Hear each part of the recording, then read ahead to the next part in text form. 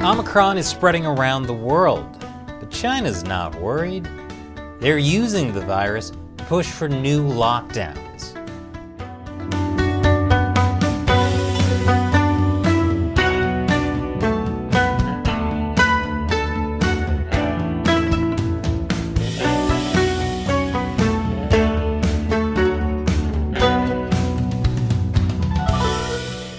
Welcome to China Uncensored. I'm Chris Chappell. Omicron. Less than a week ago, none of us had ever heard of it. But now, this new COVID-19 variant has spread around the world like, a virus. If you want to learn more about Omicron and how it's going to affect us all, check out the episode we just published on our other channel, America Uncovered. But as the rest of the world goes through the Omicron variant panic, there's one country that's not worried at all, and that's China. Even though cases of the Omicron variant have been found in Hong Kong. Nope, China has totally got this, according to their official state-run propaganda. And would Chinese propaganda ever lie? The Chinese Communist Party is feeling pretty vindicated right now. And not just because the World Health Organization didn't name the new variant after the Greek letter Xi, which is spelled like Chinese leader Xi Jinping's last name. The WHO said they didn't name it that because Xi is a common last name. Except it isn't as common of a last name as other names the WHO has used for variants, like Mu. Of course, the real reason the WHO skipped Xi and not Mu is the leader of China isn't named Mu Jinping. That's real soft power. But the Chinese regime is really feeling vindicated because of their zero-COVID strategy. While other countries are scrambling to impose Omicron-related travel bans, China has been isolated for a long time, and they're proud of it. Most of us haven't been able to travel abroad since the pandemic began, because most countries have had some type of travel restrictions. But China took it to another level. They've banned pretty much all foreign travelers since the pandemic spread globally, back in March 2020. At one point, even Chinese citizens found it almost impossible to go back to China. And now, almost 2 years later, it's still really hard for Chinese people to leave China either. International flights are limited, quarantine upon re-entry is harsh and lengthy, and Chinese authorities have ceased issuing or renewing passports for all but essential travel. So China has cut itself off from the rest of the world. But that's a good thing for the Communist Party, because the Chinese Communist Party loves control. And that love of control extends to how the party has been treating the coronavirus. It's one of the last countries in the world still trying to achieve zero COVID. And they're doing that with harsh lockdowns and forcing people into quarantine camps, which I've talked about in previous episodes. But the Chinese regime has been criticized for some of their extreme measures, like killing people's pets while they're in quarantine. And the Communist Party hates criticism almost as much as they love control. So back off and stop questioning them. The party has been especially touchy because they've realized zero COVID is impossible. If you believe official government numbers, which you should not, even the official figures admit the coronavirus has spread to 21 provinces in the latest wave. And some Chinese scientists have come out to say there's zero chance of actually reaching zero COVID. I guess someone didn't get the back off memo. But the party has solved these problems by now calling it a dynamic zero COVID policy. Dynamic zero COVID means not zero COVID, kind of zero COVID, almost zero COVID. But there's another reason the Chinese Communist Party is doubling down on their almost zero COVID policy. And it's not just because they never admit when they're wrong. I'll tell you more after the break. Welcome back. As other countries started opening back up after widespread vaccine use, the Chinese Communist Party did the opposite. They went back to another wave of lockdowns. The Chinese Communist Party has staked a lot of their legitimacy on being able to control the coronavirus. I mean, they figured out how to control people. How much harder could it be to control a microscopic virus that constantly mutates? The rest of the world is trying to use vaccines to get back to normal. China can't do that because their vaccines aren't as effective. Even the head of China's CDC admitted that.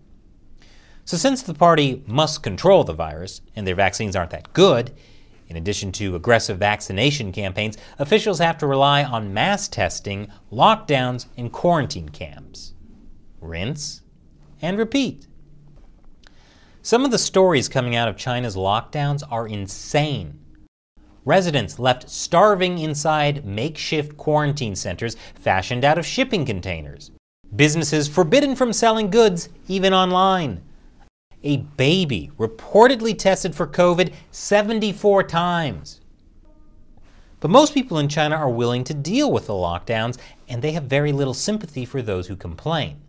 That's because they believe the Communist Party's propaganda that this is the only way to keep them safe. But as the lockdowns continue, there have been signs people just can't take it anymore. So the Chinese Communist Party is now using the new Omicron variant for a major propaganda push.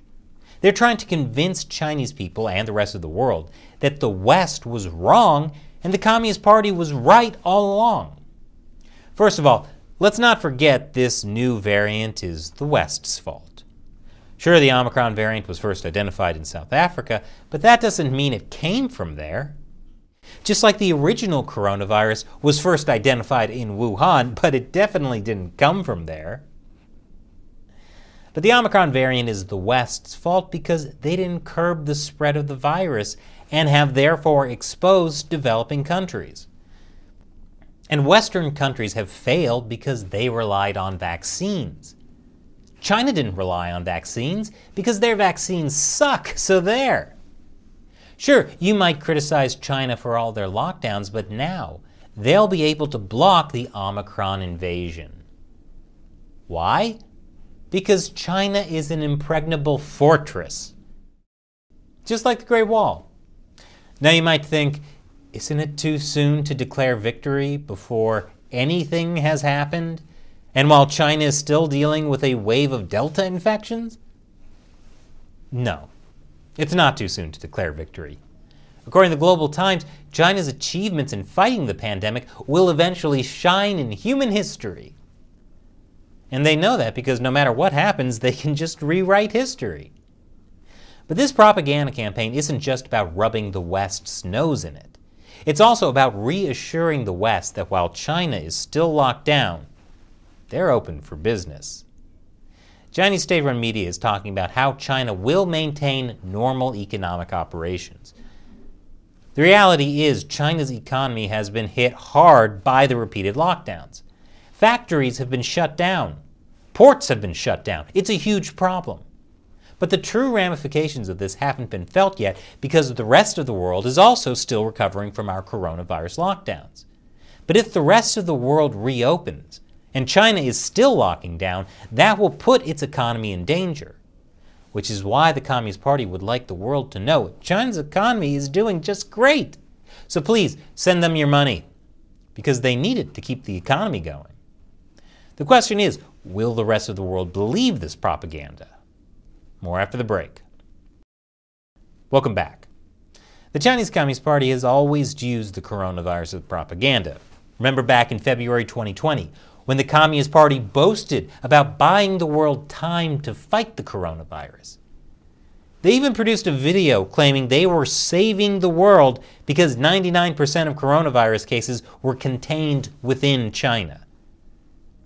Well, that didn't last.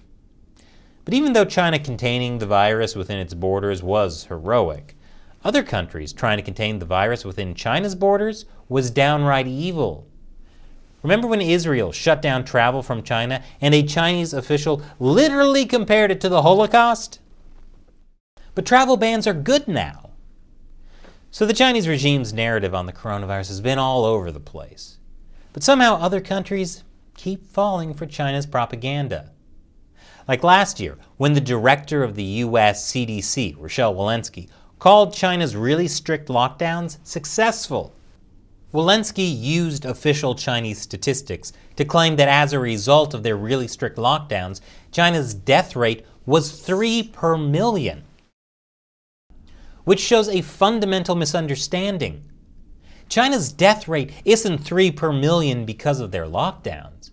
It's 3 per million because they're lying. They're lying about the number of deaths. Look, this is a graph of total coronavirus deaths in China according to official statistics. They claim to have only had 4 deaths since April 2020. How can you look at that graph and think, well, this looks legit, I trust these numbers? And now with the Omicron variant, the Chinese regime is saying their policy of strict lockdowns and quarantines was right all along. Will this convince other countries to lock down again too? Or is it possible that we've learned our lesson and we won't fall for China's propaganda? What's that, Shelley? Nope, we're just going to keep giving them money. And now it's time for me to answer a question from a fan who supports China Uncensored on the crowdfunding website Patreon or the community subscription platform Locals. Bill asks, Chris, what do you think would happen if Xi made a state visit to Taiwan and addressed the Taiwan legislature? Then invited Taiwan President Tsai Ing-wen to address the Chinese CCP government in the Great Hall. With both visits broadcast live and uncensored in China and Taiwan, could it help resolve some of the problems and provide a peaceful path to reunification? Well, Bill, that's an interesting question. But the only way this would happen is if the guy from Quantum Leap took over Xi Jinping's body and made him do this. The Chinese Communist Party doesn't even recognize Taiwan as a country. So Xi would never make a state visit to Taiwan because that would be acknowledging Taiwan has a president and a separate government that's not controlled by the Communist Party. In the Chinese Communist Party's alternate reality, Taiwan isn't just going to be unified with China someday, it currently is a province of China. That's why Chinese state-run media literally call Taiwan's presidential election the regional leadership election. Also, Taiwan's President Tsai Ing-wen should never go to mainland China because she would get disappeared. And then what would happen to her cats? At this point, Bill, I don't think there is a peaceful path to what the Communist Party calls reunification. And that's because the people of Taiwan do not want to be ruled by the Chinese Communist Party. That's especially true after what the Communist Party did to Hong Kong. And the party knows this, which is why they've started to drop the word peaceful when talking about Taiwan. Thanks for your question, Bill. And thank you for supporting China Uncensored. And if you'd like to be like Bill, join us on Patreon or Locals, and I'll answer your questions on the show. Once again, I'm Chris Chappell. Thanks for watching China Uncensored.